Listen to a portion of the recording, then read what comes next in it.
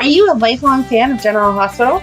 Are you a new fan who wants to know more about the history of the show? Do you enjoy talking about the show with others? Do you find yourself yelling at the TV? Is your self-care an hour a day in Port Charles? If so, we invite you to join hosts Amanda Kimmel and Shannon Coach at the place where all the hidden conversations take place and secrets are revealed. Meet us at Pier 54, a General Hospital fan podcast. Hello. Hi. Welcome to the General Hospital recap for September 8th through 12th. I feel like we're kind of getting to kind of like a womp-womp, or it's just, I feel like the next couple of weeks is just going to be the same. Yeah. Week after week. But we don't have any Port Charles pipelines. Okay. However, we have a couple of fun things where, one, John Stamos is on the cover of Us Weekly this week, and we currently have a fan in process of writing a 411 for us all about Blackie and Lou. That's going to be awesome. I can't wait. And when I saw that and it says like the making of a heartthrob or whatever, and I'm like, oh, General Hospital's mentioned in there. I did not buy it. I should have, but but I thought that was fun. Yes. And then, so I do therapy every other Monday, and it just so happened that the podcast came up during it, and she was like, so what? She's like, what do you do? Like, what do you talk about? And so I told her, that we have these discussions. Oh, because my crying came up, and it wasn't like bad, but we were discussing something, and it was something that I was not prepared to make me cry. Okay. Like, if you had asked me about it, I would not have said, which happens so much on the show. Mm-hmm. And that's the thing that I told her. I said, I'm like, that actually happens on the podcast. I said, and I think sometimes people think I'm like ridiculous. I did not say you, but right. Well, no, because I did say, I was like, but my co-host is always like, you're so cute when you do that. And I'm like, so she's sweet about it. But like, I have someone who used to intentionally make me cry because they liked how my eyes looked, because they turn as different, they change colors, like they become very green. Yes. So I have beautiful eyes when I cry. Thanks. Right. Does not mean a challenge. Just show me a sad commercial, Right. You don't have to break my heart. Like, you don't have to actually hurt me to get me to cry.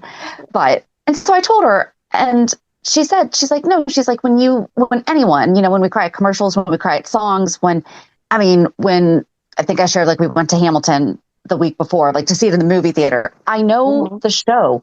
I still cry every single ending, right. And like other points. And it's like, same thing with Les Mis and Rent and all, but you're crying because you can connect to the emotion that you might be feeling when those things happen. Right. And I told her, and I don't think she was prepared for this, because I gave her the rundown of the structure. And I said, and then we end with the reality check. And I thought she was taking a sip of her drink at the time, and she just started laughing. And she's like, okay, what is the reality check? Mm-hmm. And I told her, I said, soap fans are known for being delusional. We are in this world 5 days a week. We dedicate anywhere from 2.5 to 5 hours a week for most of our lives. So yeah, it becomes a part of us.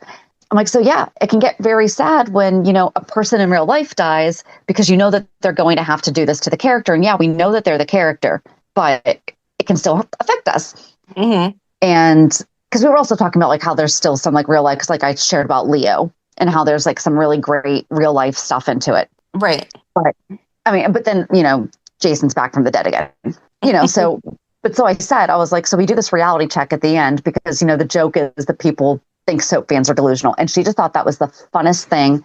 She loves our structure. She approves of our structure. Oh, well, that's good. Not like we need my therapist to approve of it, but she's great. And she just thought it was so fun because she's like, that's what the world actually needs, though. Like, we need to be able to be connecting on these shared interests. She's like, so with you guys sharing that, you're connecting with other people. And that's why I told her, I said, we love connecting with like other fans. And, we've gotten to know some of our fans and gotten to know more about their real lives because we've connected through GH. I mean, if I hadn't been talking about GH at Girl Scouts, right, we might not be as close as we are. We definitely would not. No, though, because we have a lot in common when it comes to our backgrounds. But this gave us something to talk about straight out the gate. I think that it's what keeps us connected more, though, because as busy moms with the issues that we've had with our kids, Yes. it's just more of an excuse that real life gets in the way of connecting. And so the GH connection, even before the podcast, was something that, like we've talked about before. I was on that dating app and that guy was just like Exactly. Spinelli. And I'm like, oh my gosh, like I wouldn't reach out to my best friend from high school about that. She wouldn't know why this matters. So I had to reach out to you. And so I think that it's given us that level of, we're not going to go 6 months without talking because something on GH would trigger us to say something, even if we weren't doing the podcast. Yep. Because I wrote down exactly what she said. She said, we're bonding over shared interest, and it's a reminder that we're all experiencing life, and sometimes it's mediocre and sometimes it's crazy. Yeah. And I'm like, that is the perfect way to explain it, because that's life. Sometimes we are in really, really crazy times. Yep. So yeah, I thought that would be fun to know. I'm glad that we are therapist approved. You get like a special stamp. Exactly. I'll get her. She's actually opening her own practice too. So I'll be like, can I get your like official stamp of approval? Just listen to my show for a little bit and then let me know. I should actually tell her, be like, can you just listen and let me know what you think then? I might be afraid of her analysis of some of the things that we identify with and bond over. Like, you guys both need lots of therapy, okay? Listen, we already know that. Just one of us does. She knows that the FBI could come after me at some point. Well, that's good. Just based on my weird searches for different things. Perfect. Yeah. I've already kind of given her the heads up. Nice. All right. Yeah, that was really it for the Port Charles pipeline. But we do have the upcoming 411. Guys, we actually do have an end in sight. It is going to be 52. The number is going to be 52. It is intentional, though, because I could have squeezed in the last two together, but I'm not. No, I like a year of lucky. Yeah, so it's going to be, what are we on? 49 will be this upcoming week. And that's where, what happened last week? Lucky found out that Jake is his. Or, Aiden. Aiden's his. Sorry. Aiden, he finally found out that Aiden's his son. Yes. And Monica found out that Jake was Jason's. Yes. So. And they still, they're still kind of fighting with, Siobhan and Liz had that fight on top of the roof. Because Siobhan thinks that Liz is trying to kind of work on getting Lucky back. And Lucky is doing not undercover, but he's involved in a drug case. Right. So we're going to have to find out this week what happens with all that, because that just, is like a setup for disaster. And Luke's still out of town. Like Luke has still taken himself away. We did forget to mention that this is when Jonathan Jackson's son was playing Aiden. Yes. Was in 2011. So that's really sweet.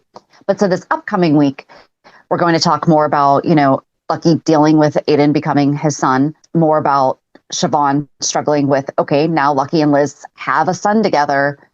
How's that going to change everything? Because she's really struggling with, maybe he doesn't really want to be married to her. Right. And of course, something's going to go on with Lucky and that drug deal or the drug storyline. Yeah. So then that will end his run for 2011. And then he doesn't come back again until the farewell to Luke, which Jonathan Jackson came back to send off. I'm sorry. So this week's 49. Then we're going to have 50. That's going to be the end of this upcoming week is only going to take us through the end of September. Okay. And then we will have October through December. And then that's his send off. So that will be the following week. Then the week after that will be 2015, which is, it's going to be short, and then we'll do the 9 months that he was just here in the past year. And then we'll be done. Till he comes back again. Yes. But then he'll have to leave or be on for a substantial amount of time for us to do another one. Yes. So yes, guys, we have an end date. But then after that, our girl's going to tell us all about Blackie and Lou. And if anyone else has a 411 that they would love to tell us, even if it's something silly and like little, if it's a favorite location. I mean, we've done a bunch of locations, but do you have a favorite family? Like, what's your favorite storyline? Just if you want to be a fan spotlight too. I mean, that's basically what we talk about. Yes. just go to our website, generalhospitalpodcast.com, fill out the form. We'll get it together. So, okay, I think we can get started on Hulu headlines. Did you see anything this week? Was there anything fun that you found out? No. Okay. So on Monday, Jason springs into action. Anna zeroes in on her prime suspects. Brennan is offered a deal. Britt has cause for alarm. Cody scores points with Molly. On Tuesday, time is running out for Britt. Michael asks Curtis for help. Lulu has a big decision to make. Alexis says too much, and Portia turns the tables. On Wednesday, Anna and Dante question a suspect. Willow confers with Chase. Trina confides in Emma. Carly advises Lulu. Nina receives a tempting proposition. On Thursday, a shocking return rocks Port Charles. Jason is stonewalled. Nina briefs Lulu. Dante is caught off guard, and Lucas grills Carly. And then on Friday, Anna defends herself.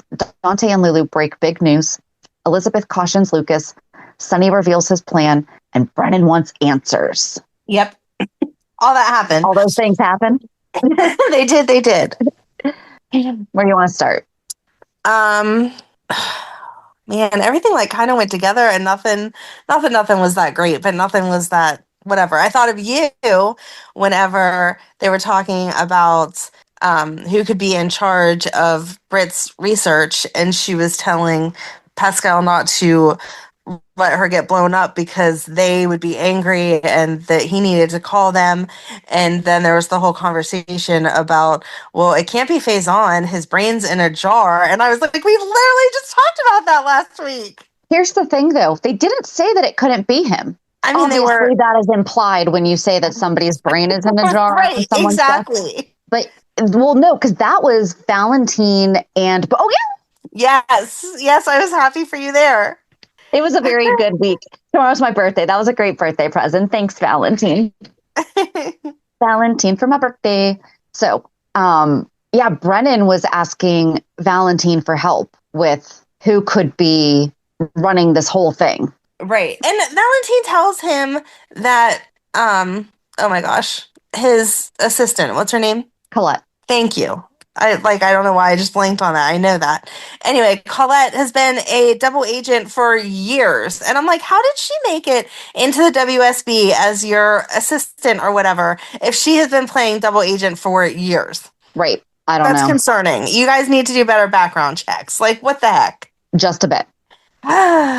But yes, Valentin was on, and he said that he would help Brennan more if he could get Charlotte to come and visit him. And Brennan was like, I don't know how you expect me to do that. And he was like, well, if you want it bad enough, you'll figure out a way to get it done. Yep. And so then we see Brennan go to Lulu, which was all just ridiculous. Like, we knew that Lulu was not going to say yes from the very beginning. And then he goes to Nina, and Nina's like, what the heck do you want me to do about it? Like, I'm not even friends with Lulu. Why are you asking? Are you going to kidnap her? Like, you want me to tell Charlotte to just go? And we got a new Charlotte. I guess that was the big, this week. We have a new Charlotte. They aged her up a little because now she can drive. I was trying to figure that out, though. Is she? Hold on. Let's look her up. I think she's supposed to be. I did not look her up, but just the information about the fact that it was a new actress. When they were presenting that, they said she was aged up. They didn't say the role of Charlotte Cassadine will now be played by. Oh, that's right. They didn't. You're right. She was born 2009. That's May 5th, 2009. Okay. So that's correct. Mm-hmm. Oh, wait. Revised to 2008. Okay, if you're going to do it, why do a year? Right. That is not substantial enough. Of that? No. Right. They just wanted to give her driver's license so that Lulu could take it away. But she would have it. Yeah. She would have it at her regular age. Right. Oh, my. Yeah, I did not think about it whenever she came on screen. They did not announce her as the new actress, but everything online says she's here to stay. So she is the new actress for it. And her name is Bluesy Burke. Yes. That is such a cute name. She looks a lot like Scarlett Fernandez. Mm-hmm. Yeah, they definitely tried to cast someone that looked similar to play. So, yeah, no, I like her so far. Like, nothing happened that made me love her or not love her, but she played the character fine. Like, she had the right amount of sass talking back to Lulu about Okay, Yep. listen. So Scout was upset because she just found out that her dad was shot and she wanted to go see her brother, but she knew that she didn't want to get her brother in trouble. So she asked me to take her to the Quartermaines. So yeah, I drove her over there and I left her at the stables so that Cody could make the connection so that Charlotte wouldn't have to go to the main house. And I felt like Lulu was 100% right. She was like, I'm not telling you that you have to be sorry because you can put yourself in that situation and know that you care about your parents, but at the same time, you're a teenager and you have to think about your actions. And because phone calls weren't made to all these various people that suddenly thought she was missing, you're being grounded. So she took her car and told her she was grounded for a month. Yep. I just thought it was funny when Lulu was like, I would have done the same thing your age. Lulu, you do the same thing now. Right. Like, Right. when did you mature beyond what she just did? Yeah. Yeah, exactly. But But at least she I admitted also it really this liked month or that. this week. Yes. Well, no, she said Yeah, that she would have done it at her age, not now.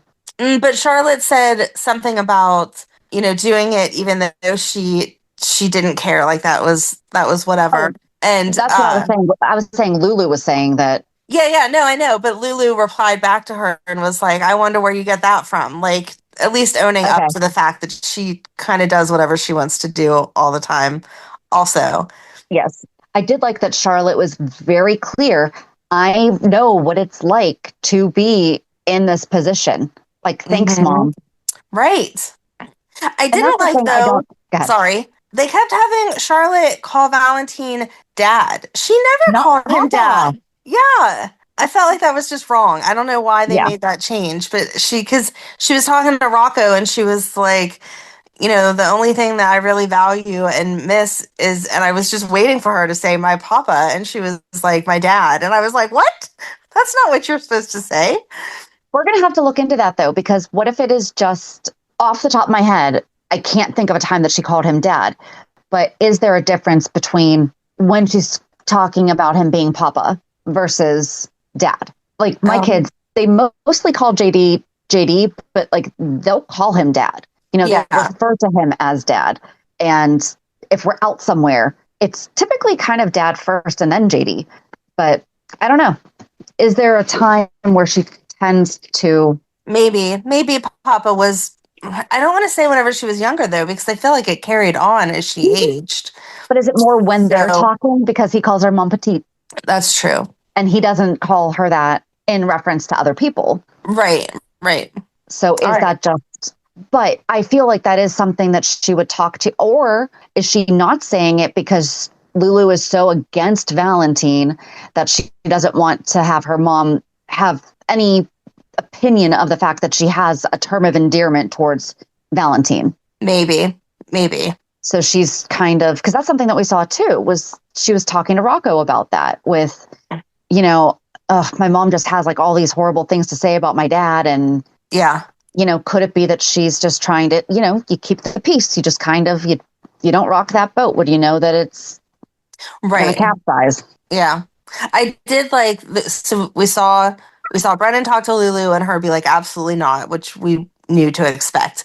And then she called Carly over and kind of yelled at Carly and was like, your boyfriend is trying to tell me that I need to let Charlotte go visit her dad. And Carly was like, I'm not sure why you're calling me because that's WSB business, not like personal stuff. But at the same time, would that be such a horrible idea?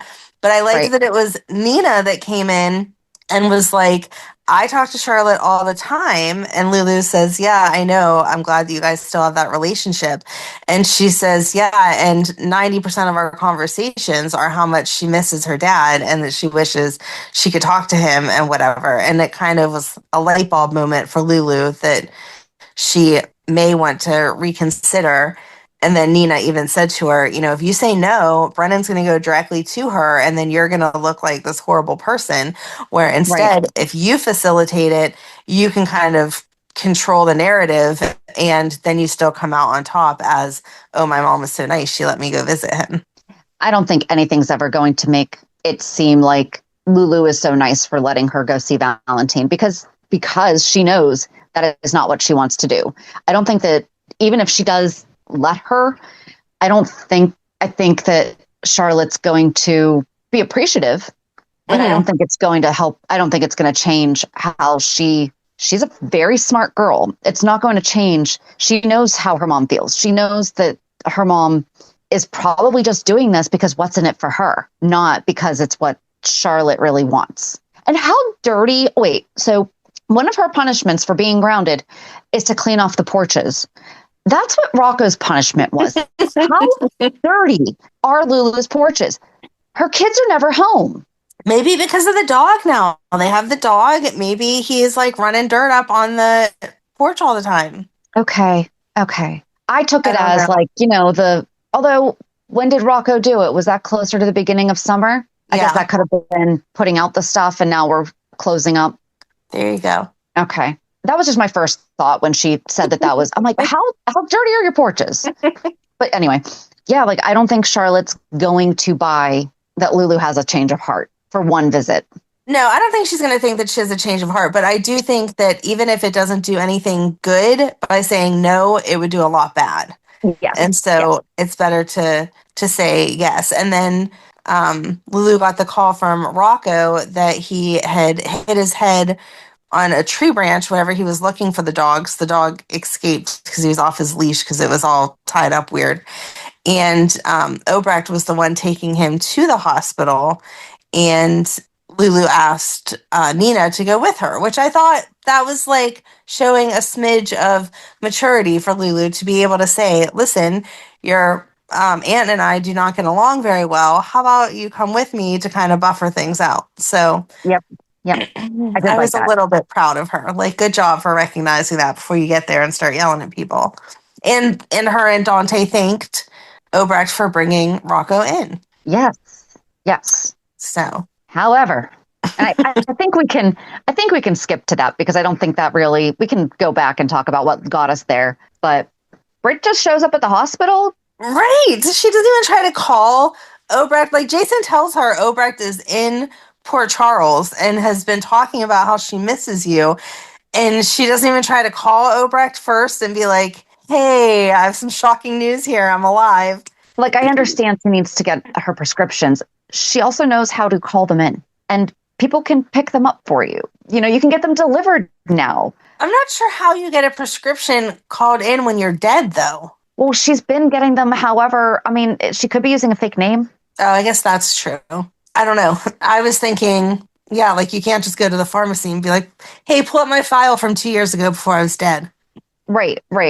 Oh, I love Jason being like, by the way, there's a lot of legal paperwork that you're going to have to take care of when you come back from the dead. Mm-hmm. Especially if you want your medical license back. Like, that's a whole nother thing. Yep. Well, I guess we can just go. Jason diffused a bomb that was on her ankle. And she was like such a jerk about it. She's like, have you ever diffused a bomb before? No, you're just talking to Jason Morgan. He has no idea. He's like, a few times. And it was something that he said. And she's like, oh, sure. Get a sense of humor now. It was something about like, do you know how to do it? Or it was along those lines. And he's like, well, if it doesn't work, we're both going to find out. He's like, we'll both be gone. So we're going to be fine either way. Exactly. But then she told him about Joss. And I think that she thought that he knew. Yes, absolutely. Because then she got all mad whenever he left. And it was like, what did you think was going to happen? Yeah.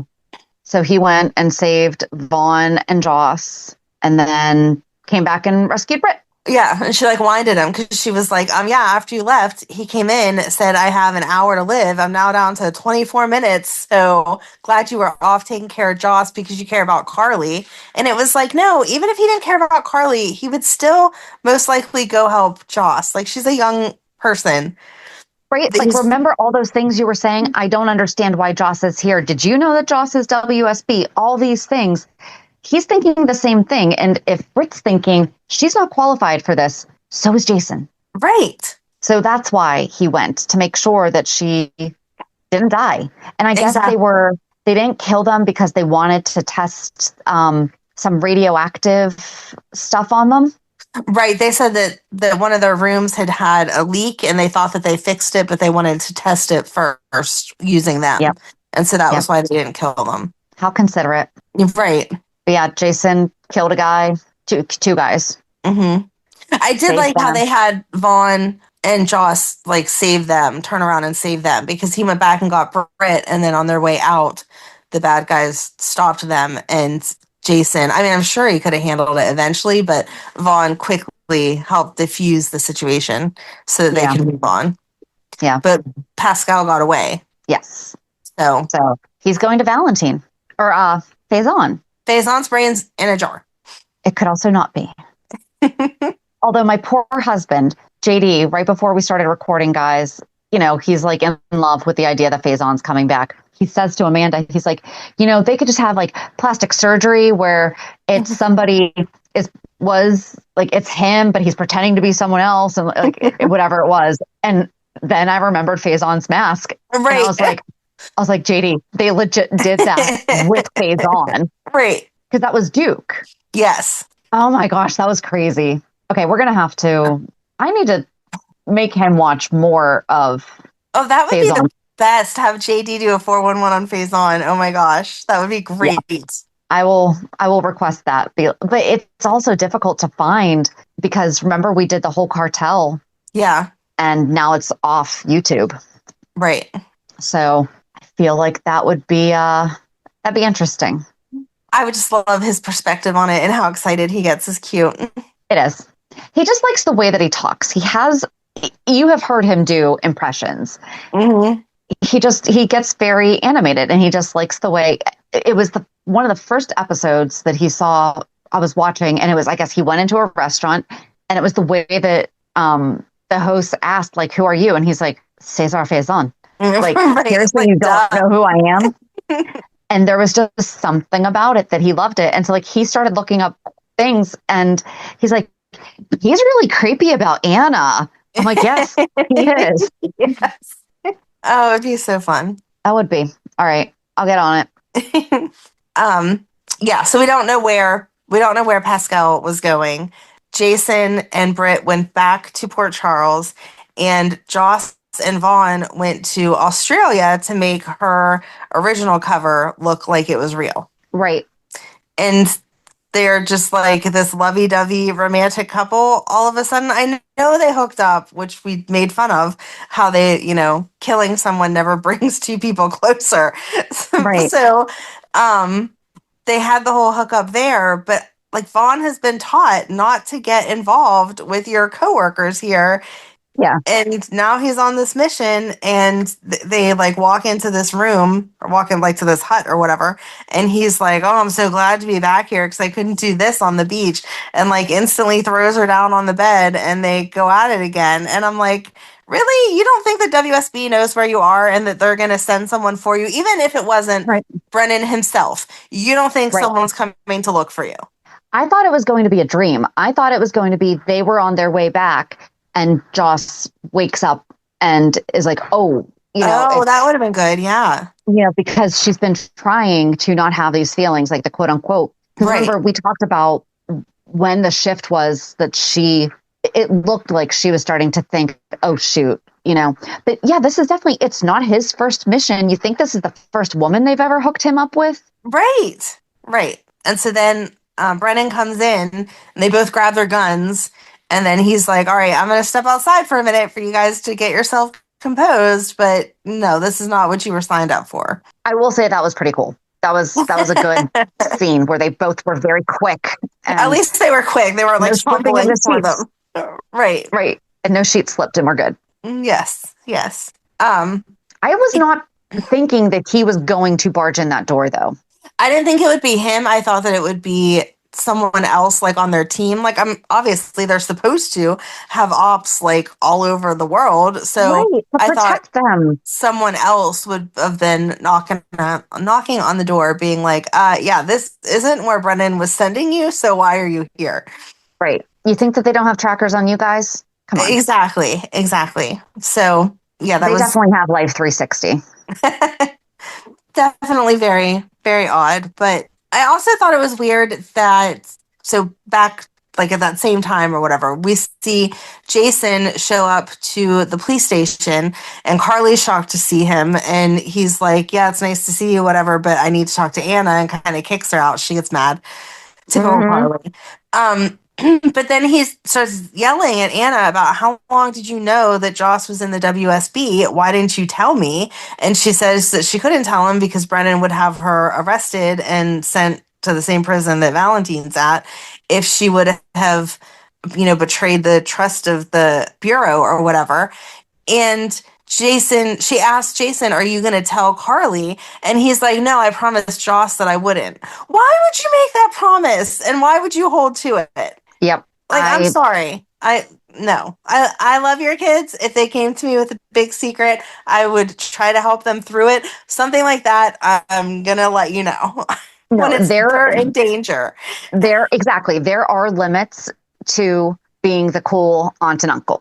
There is absolutely the point where, hey, so, your daughter just started working in a job that she might die, and you think that she's being a research assistant for somebody, Right. She's not even supposed to be a research assistant right now. She's supposed to be helping some old lady that fell and broke her hip in Australia. Right. Exactly. Like, oh my gosh. Yeah, I'm sorry, but no, Jason. Our bonds of friendship mean more than whatever promise you made to Joss, because just no. Even if they weren't friends. Right. Especially. Right. Because Anna even says, what is Carly going to do to Brennan whenever she finds out that he put her daughter in this position? And it's like, yeah, when are you going to tell her? Because this is ridiculous. And Anna goes off to Carly before Jason gets there and says, yes, I know that you said. So Carly goes to Anna to tell her, hey, Drew's going to come back and say that I threatened him. I did threaten him, but I was not the one that shot him. And I did like that. That was yes, right. I mean, you got to get ahead of it. So Anna was like, yeah, Brennan gave you an alibi, but I don't believe anything that he says. And Carly's like, well, I mean, we can provide proof. And she's like, yeah, fabricated proof. Because again, I don't believe anything that Brennan says.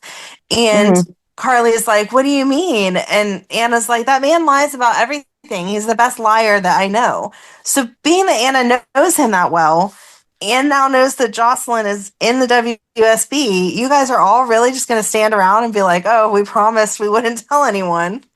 Right. What the heck? I don't know. I'm assuming you can get let go from the WSB. So maybe after this hookup that Brennan's going to be like, yeah, sorry, Joss, but you're out. I think so, because, I mean, just this relationship alone.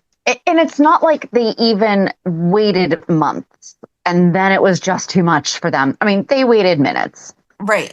Like, when you are a super spy, you are going to get into life and death situations all the time. Right. You can't keep ending by having sex. Yes, exactly. That was Vaughn's excuse, because Joss is like, why do you think we have such a strong connection? And he's like, oh, because we just survived life or death, and so everything is heightened because we shouldn't even be here now feeling these things. And I'm like, spy are you? You should be having those feelings of life and death and, oh, I escaped at the last second on all of your missions. Aren't they all dangerous? Isn't that why you're there? Well, and how many women has he said this to? Yeah. That's his line. Right. Ugh. I mean, I don't think that he's really a player. Like, I don't. But you have to think of it that way, too. He also made that great story about owning a dog. Right. He also is a great liar. We don't know what's true. Yeah. Yeah, I'm really, really curious to see how Carly reacts, because I think that she's going to break up with Brennan. Thank goodness. She has to. Yeah, they are boring. But also, is she going to be mad at Anna? Because Anna even told Jason, Joss is an adult. She can make her own decisions, and also all the other things that, like, she would have been for treason and all that. But I don't think that she can be, she's Carly, she can do whatever she wants, but I don't think she should be mad at Anna, because Anna tried to talk to her and said, like, I'm concerned about my granddaughter because she's hanging out with Dalton, and your daughter's been hanging out with Dalton. And Carly flat out said to her, she's a little nicer with her words, but basically, mind your own business. I'll raise my daughter how I see fit, and you do what you do with your granddaughter. So if she does say something crappy to Anna, that absolutely should be Anna's response. Like, hey, I tried to tip you off and you told me mind my business. So, Yeah, she gave her a lot of wink, winks, nudge, nudge. yeah, exactly. Yeah, because that's when she said something about Joss is going to have to learn her mistakes the same way that her mom did, you know? Right.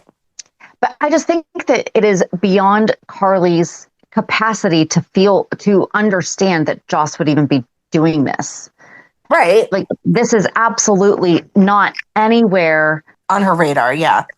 Yeah, like it is not anything that she would even consider being a possibility for her. So, right. She'll probably be like, you could have given like a little bit bigger clues. Yeah. But she did, because she did go talk to Joss after that and talked about the lack of photos from her trip, stuff like that. Right.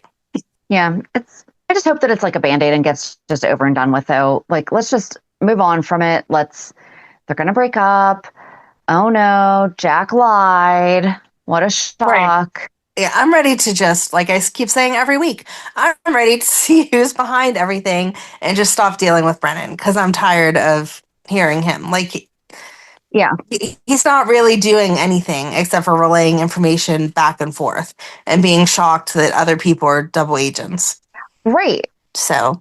Oh, that was one thing that he did say to Valentin, though. He said something about, like, it implied that he got demoted. Yes, because he's just whatever station master now. Yeah, when did that happen? I'm assuming that we were supposed to have picked up on that, or that they said something alluding to that way back in the beginning whenever Brennan got assigned to Port Charles and they opened up the office there. Like he was coming from somewhere higher up and moving over there was a demotion. See, I thought that he was maintaining, and that's why everyone was like, why is the director of the WSB in Port Charles? Right. I agree. That's how I saw it back then too, but I'm guessing it will look different now. I don't know. We're just going to forget the past year. Right. I don't really know where to go from there. Oh, Brennan did ask also why Pascal kept them alive. He was like, so wait, if you gave them the combo to the black box and it was wrong, then why are you still alive? And Joss was like, yeah, because they were going to see if we died a different way instead. And then all that radioactive stuff. Yeah. Right. And then he was mad that it was Jason Morgan that saved them because they were supposed to be there just for ops and get information, and they hadn't found any information, and instead they blew their cover because now Jason knows. And so I'm sure that Brennan is like shaking in his boots a little that Jason's back at home telling Carly what's up. Oh yeah, absolutely. And then we see Carly go to Sonny's whenever Jason kicks her out of Anna's office to tell Sonny about the fact that she was at Anna's office and letting Anna know that she had said she'd kill him, but she hadn't been the one to shoot him or whatever. And we got to see our favorite pal, Brick, who I'm sure doesn't even know that we love him, but I love him. Every time he walks in the door, I'm like, hi, Brick. It's just, I feel like it's just so cool because you know that he's a fan of the show. Yeah, and that this means so much to him that he is playing this guy. Right. And I just love the way that him and Carly flirt with each other. Like she was like, oh my gosh, if I'd have known you were here, I would have done my makeup and got all, together. And he was like, oh, please, you don't need makeup. And Sonny's like, this is why I didn't tell you that Brick was coming into town. Right. So they're just so cute together. Real quick, it was last year when they opened the WSB office that it said they opened a new field office and made him station chief.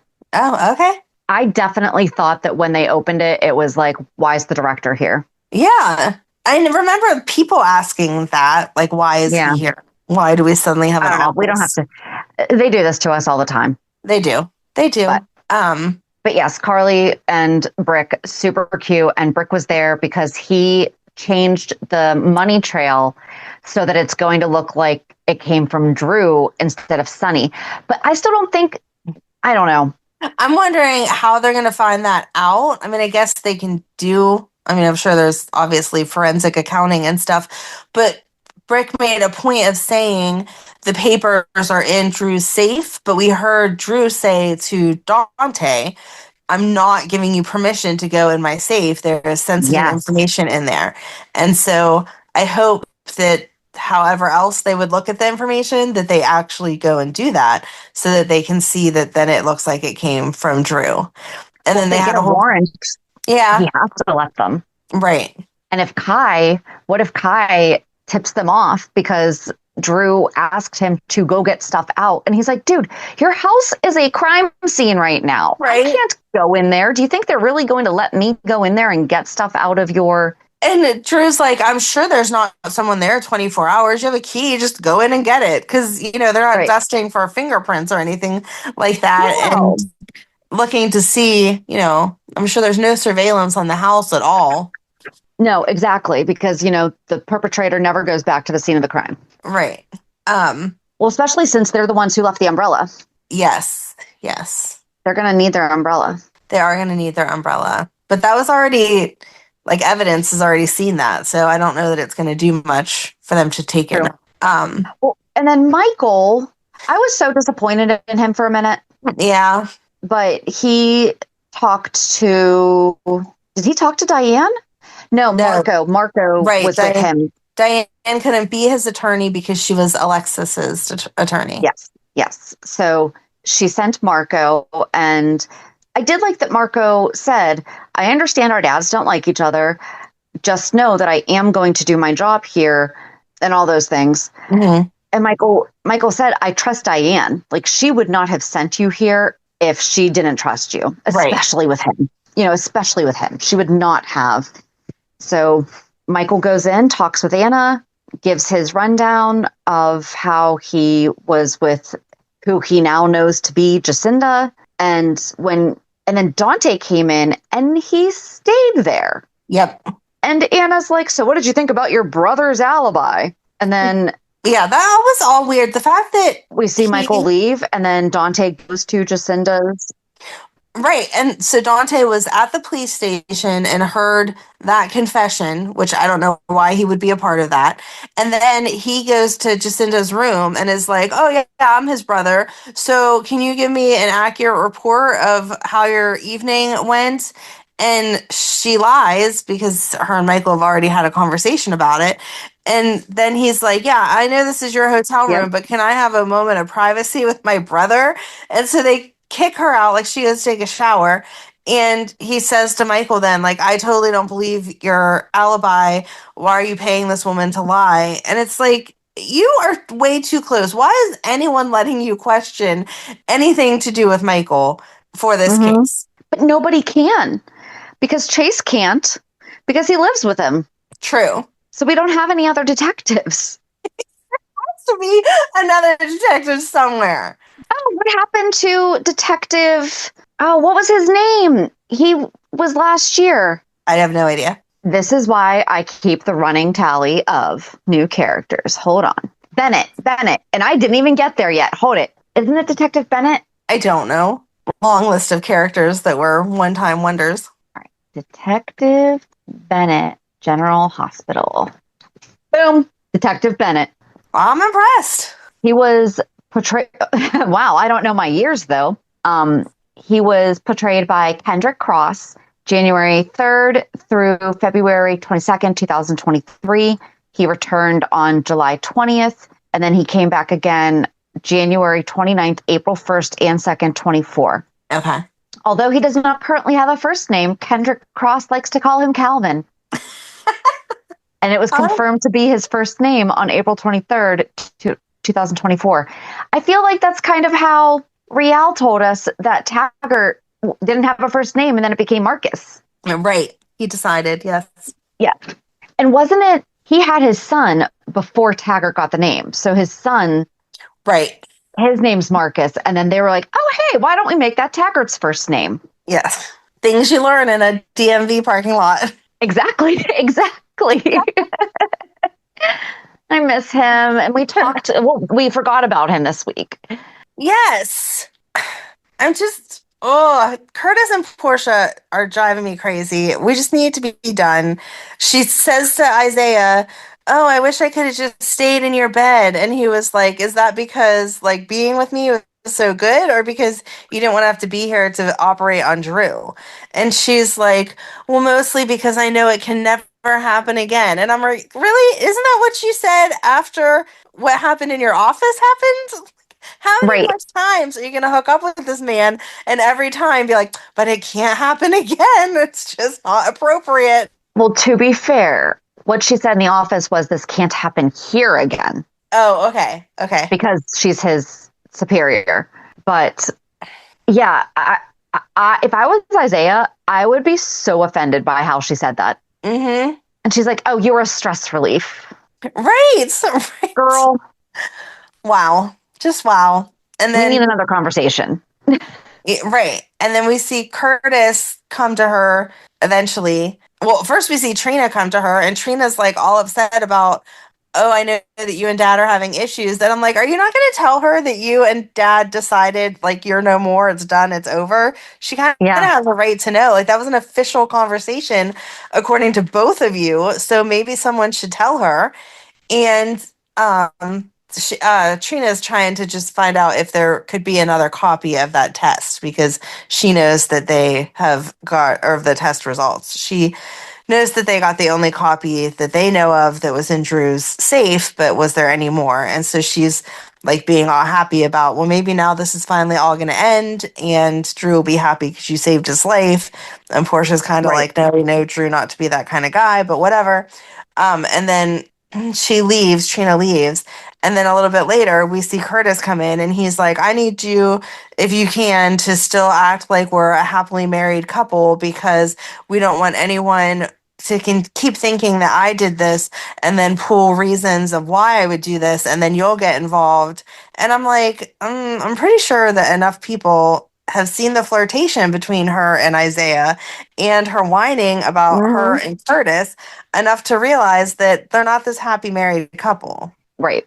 So, Yeah, it's not going to go very well. It's well, because wasn't that at the beginning of the week when Anna said that they needed to move Curtis up on the board. yes, She took him suspect list. down and pinned him at the top. Yep. Yes. I'm still thinking it's Willow. The more that went on this week, I'm still thinking it was Willow. Really? Yeah, just I don't know that her mannerisms and the way that she was like listening very intently as to who they thought did it and why they did it. Like anytime side conversations were had, she was just kind of listening a lot. I felt like I'm still with the she's gonna have had like a split personality kind of thing. And last week I was thinking she wouldn't have a gun that was like that fancy or wouldn't have done it as well. But Anna this week said that it was not a professional hit. So that makes me think it was someone closer. Right. And that would fall in line with, oh no, she was faking that. Never mind, she was paralyzed. I was thinking that Nina was faking. Okay, I was thinking the split personality thing would go back to Nina having also had a split personality. Yeah, but she faked that. She was faking that. Yeah. Because that was with Franco. That was with Frank, but that was with Franco. Yeah, you went way back. But then she also faked being paralyzed. But she was paralyzed to begin with. She just faked her recovery. Yes. Progress. So, yeah, I went back to Michelle Stafford. You did. That was like very beginning. Wow. Yep. I mean, Did obviously, Nell have split personality. I don't know if she had, I don't know if they called it split personality, but Nell obviously had some psychological disorders. So it's not. Yes, but that's not always. No, it's not always. But if there's a family history, that increases the chances. And we know that Willow has been through a lot of stuff with Shiloh and Donna Day and all that stuff. So it would make sense that she's got some issues herself. And now I don't know if Drew is Shiloh. Yeah, I kind of let that drop, but you're right. Like, he was extra manipulative this week. He went straight back to making sure that he and Willow got back to talking about getting back together. And she picked up on that because she kind of started to approach the conversation with him as we're not together anymore. And I feel like she quickly corrected herself. Mm-hmm. But the thing is, like, we know that she is just using Drew now. Right. But even she seemed shocked. And I guess that was part of why I do think there's like a split somewhere in there, because at first she was like, wait, because Drew tells her it doesn't really matter if Michael did it or not. He is going to keep saying that he thinks that he saw Michael. And she says, but you already said you didn't have any memory of the shooter.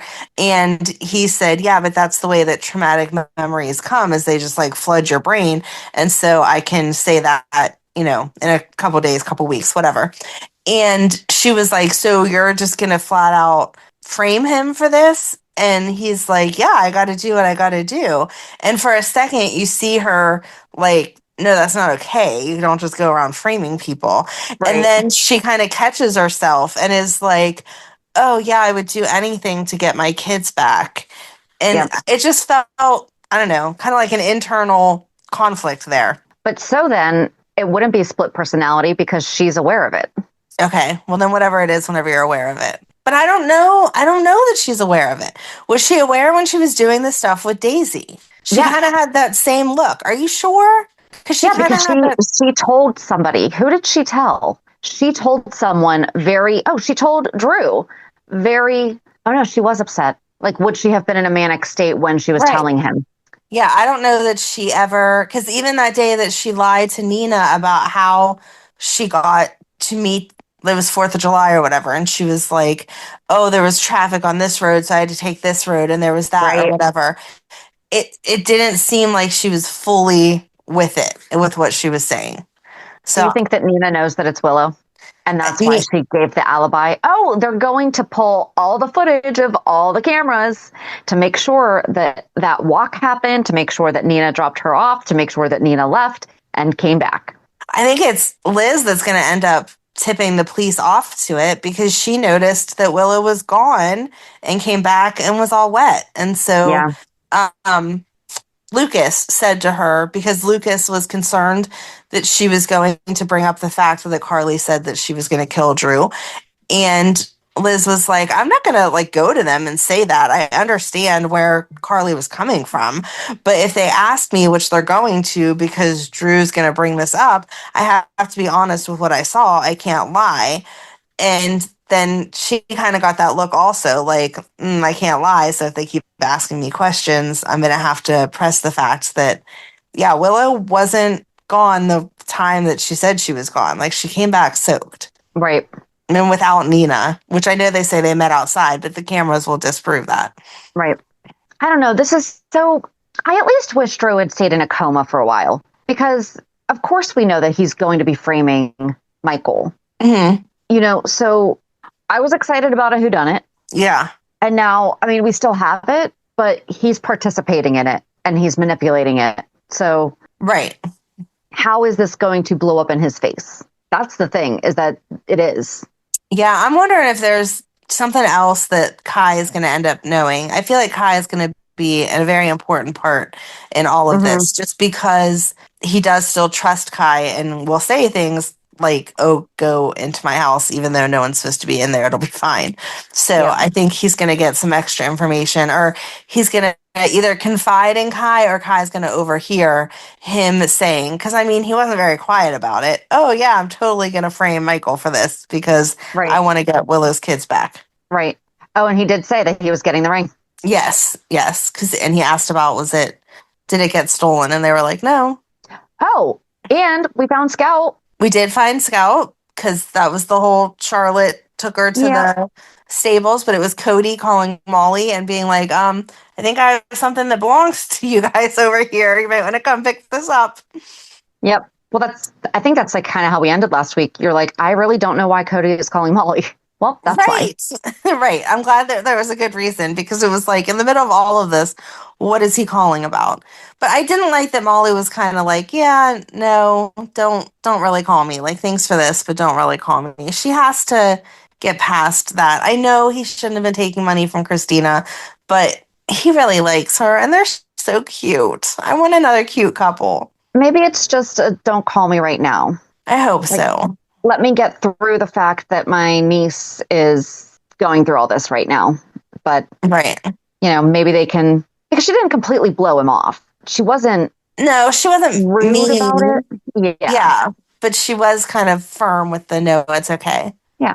But good for her for establishing the boundaries. Yeah, I know, but I just like him. I want them together. I know, they're adorable. I was proud of Scout for her assertiveness because she's like, well, who said I can't see my brothers anyway? Like, why is this happening? And I know. Cody very nicely started the conversation so Molly could kind of pick up with on it and not say something negative about Drew and be like, he's trying to keep you safe. He's just a little misguided, whatever. And I'm glad that she said, even in front of Willow, like, I would rather be with my family. No offense, Willow. So hopefully, Willow, if Drew's going to stay in the hospital for a while, Willow's going to keep custody, that maybe she can, you know, ignore those restraining orders for a little while and let them have some contact. Right. That was sad, though, hearing her asking those questions. Yes. Scout was over at Amanda's house having dinner. Yes. I wanted to know if that was swim coach Amanda or a different Amanda. Probably swim coach Amanda. But yeah, it was sad to hear her ask those questions, but I'm glad that she got it. On the other hand, the stuff with Rick makes no sense because even Rick, who is just ridiculous on a good day, would not leave his clients high and dry to go do an electronic cleanse at some spa. I did. When Christina's like, he has 400 missed messages. Who likes him that much? And it's like, no, it's not. It's first of all, probably a lot of spam. Right. But also, yeah, he's an attorney. He's a public figure. And Drew was just shot. Yeah, he's getting messages. Right. And he has active clients. It's not like he, just moved to that town and hasn't been practicing. We know that he has active clients, so people are reaching out to him. Yep. I did think it was funny, though, that she and Ava each took a stab at rating the email to Molly, and Alexis listened to both. Yeah. And it was Christina's that sounded the most like her, but she thought it was kind of ridiculous. She's like, and you guys are doing this, why? Right, exactly. And then the one to Liz, Ava tried to write, and Christina is like, no, okay, I understand you're jealous, but this is absurd. He is not writing like, oh, my beloved. Right. Oh, it's funny. It is kind of scary to think how easy someone can get into all your information, though, because Christina was like, how are we going to do this? And Ava's like, easy. We have him downstairs. We'll just hold his phone up, his Face ID will open that up. We use his fingerprint for this. Like, yep. They had everything in a matter of minutes and changed all the passwords so that only they could get into it. Oh, and Christina, Ava's like, well, what's the password? And Christina's like, 66666. Can you remember that? Right. Where else? What else happened? Oh, there was just like a little blip. We saw Trina go to the coffee house and is like totally distracted. And then Emma comes in and tries to be a good friend and like listens to her and whatever. But then we see later Emma talking to Gio about how she's going to get all this information because now Dalton's starting to trust her. And he didn't really give her any information. No, except for everything's coming out tomorrow. Yes. But I still bet that it's something stupid. She's reading too much into it. That might be it. Yeah, I can't think of anything else. I don't have anything. Nope, I don't have anything either. Reality check. So how was your week? It was pretty boring. Well, dance started this week, so that's always fun trying to figure out how to get her where she needs to be because they like bumped her schedule up. So now some of her stuff starts at 4:30, and I'm like, yeah, I'm not sure how they expect me to have my life together in time to get her there at 4:30. But she's excited because she's in production this year, which is like a big number that all of whoever wants to be in it can be in it. But it's like from the little kids all the way up to the seniors. Aww. And they're doing High School Musical. And that was Matt's like favoriteest movie ever whenever he was her age.